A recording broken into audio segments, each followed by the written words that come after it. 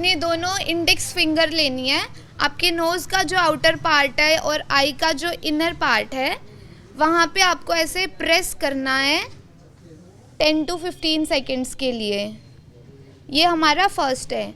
Second हम thumb लेंगे और जो हमारे आईब्रोज है उसके नीचे रखेंगे और उसको हल्का सा प्रेस करेंगे, इतना कि आप कंफर्टेबल फील करें, और इसको प्रेस करके रखना है।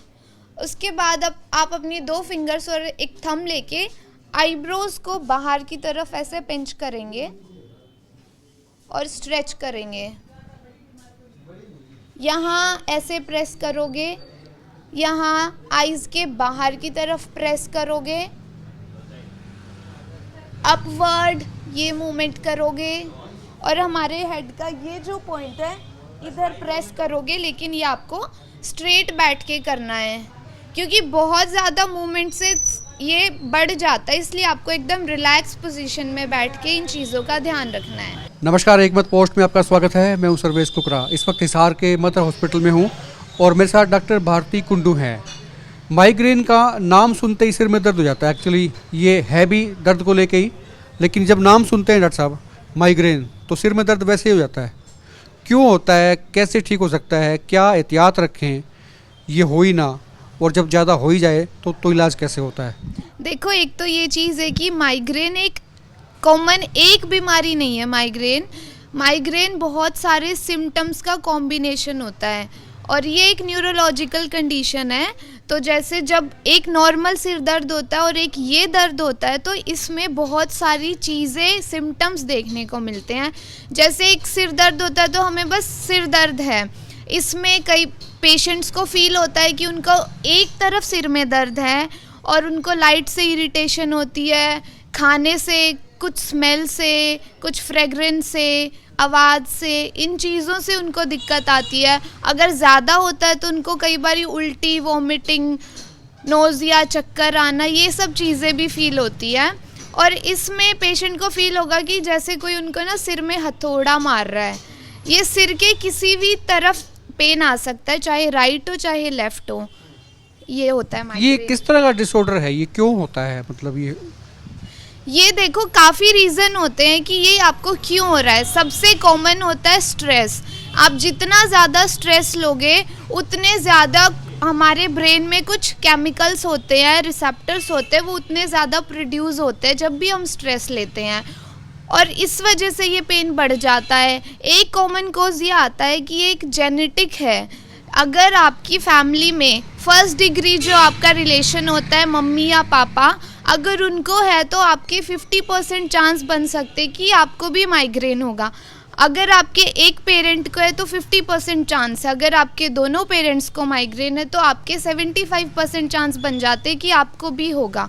आपको कुछ चीज़ों का ध्यान रखना है कि आपको ये ना हो, जैसे कि स्ट्रेस बिल्कुल ना लें, पानी ज़्यादा पिए, मेडिटेशन ज़्यादा करें, कैफ़ीन वगैरह लाइक कॉफ़ी हो गई, चाय हो गई, ये चीज़ें कम लें, इनको अवॉइड करें।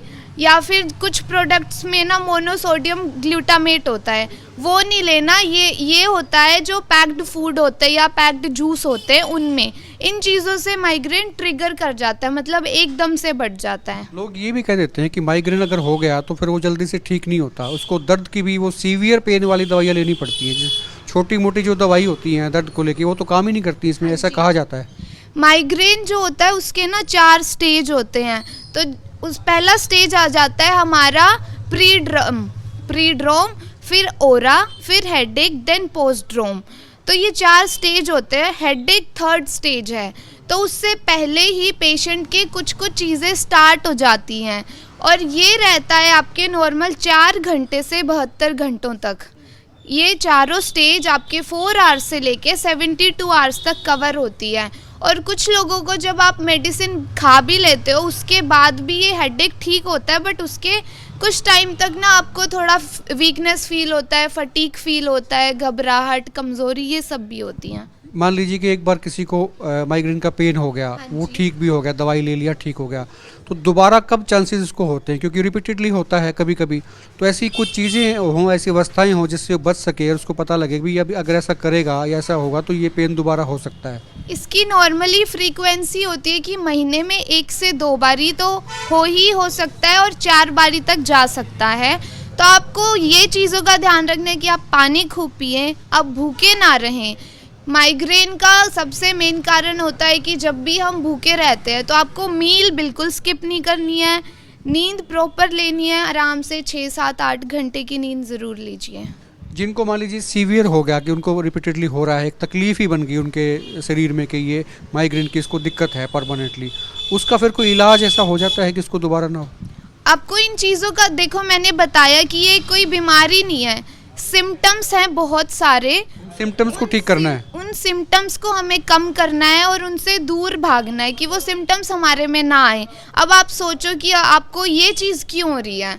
अगर आपको लाइट से इशू है, अगर आपको वोमिटिंग हो रही है, तो अगर आपको उल्टी हुई, वो उल्टी किस वजह से हुई? इस पेन में ना हमें कोई स्मेल अच्छी नहीं लगेगी, लाइट है या, तो इन चीज़ों को अवॉइड कर लो उस टाइम पे। और ये चीज़ भी ना हो उसके लिए आप कंटिन्यूस थोड़ी ब्रीदिंग एक्सरसाइज, थोड़ा मेडिटेशन, ये चीज़ें करो। या आपको जब पेन स्टार्ट होता है तो आप थोड़ी सी ना नॉर्मल फेस पे भी एक्सरसाइज करते हो, जैसे कि जो आपका नोज़ का आउटर कॉर्नर है और आई का इनर कॉर्नर है, वहाँ पे ऐसे ज़ोर से प्रेस कर सकते हो 10 to 15 सेकेंड्स के लिए।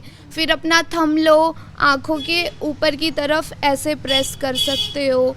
फिर आप आईब्रोज़ को ऐसे पिंच करके बाहर की तरफ खींचो। ये थोड़ा सा वियर्ड लगता है देखने में, बट इन चीज़ों से ना काफ़ी आराम आता है। यहाँ से ये करो, ये चीज़ें आप करोगे ना तो काफ़ी रिलीफ होगा।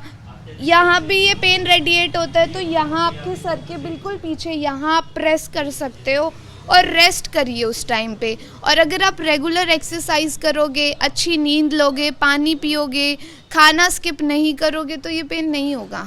ये जेंडर पे भी कोई इसका इफेक्ट होता है या एज ग्रुप से कुछ ज़्यादा ताल्लुक रखता है ये? देखो, स्ट्रेस की बात रही तो स्ट्रेस आजकल यंग एज में ज़्यादा हो रहा है। 15 से लेके 55 तक कॉमन होता है कि इस एज ग्रुप में देखने को मिलता है। अगर हम जेंडर की बात करें तो ये फीमेल्स में ज़्यादा होता है, क्योंकि फीमेल्स में एक हार्मोन होता है एस्ट्रोजन, उसकी जब भी फ्लक्चुएशन होती है कि उसका कम ज़्यादा हो रहा है, तब इसके चांसेस बढ़ जाते हैं। और 5 में से 4 पेशेंट को ये दिक्कत आती है। बिल्कुल, शुक्रिया डॉक्टर साहब बात करने के लिए। और मेरे ख्याल से तमाम जानकारियाँ आपको मिल गई होंगी माइग्रेन को लेके। फिर भी आपकी कोई क्यूरी है, आपको दिक्कत है, तो doctor Bharti Kundu mother hospital Hisar में आप इनसे मिल सकते हैं। नगोरी गेट के अंदर ये हॉस्पिटल है और नीचे कमेंट में भी आप अपनी बात लिख के इनसे पूछ सकते हैं। आप देखते रहिए हिकमत पोस्ट। नमस्कार।